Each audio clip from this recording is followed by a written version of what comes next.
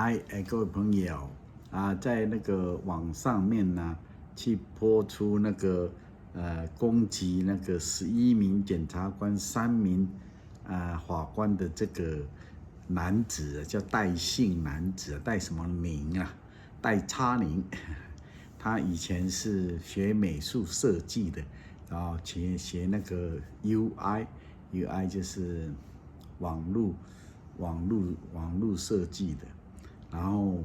就是他任职的公司以前就是好像1、2年、2、3年就换了一间，到最后他之前呢也有待过那个中国的那个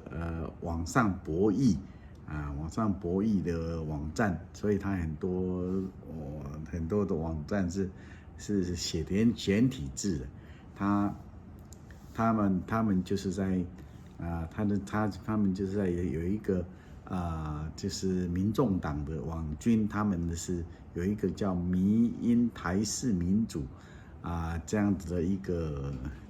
网站里面呢，他们就是他也是在里面有牵扯，然后他们就是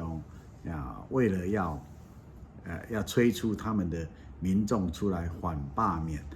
他们就说用四叉猫的脸四叉猫的微笑来做宣传在网上面宣传说四叉猫的脸可以刺激他们兴奋，然后他们就出来投票，这个是这样。然后这个人呢，他也是一样对那个有被中信的，还有跟一个叫苹果，还有另外一家就是卡债的问题就之前也是很穷，但后来怎么样？但是现在搜出来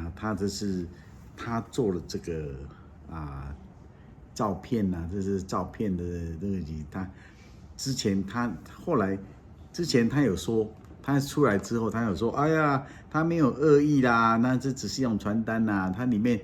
他做的没有血迹啦，那个血迹是后来另外的那个男女他们加上去的啦。事实上，在他做的第一张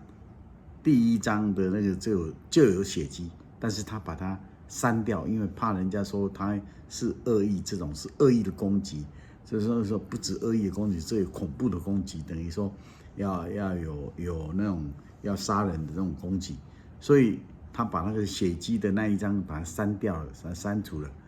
然后都播。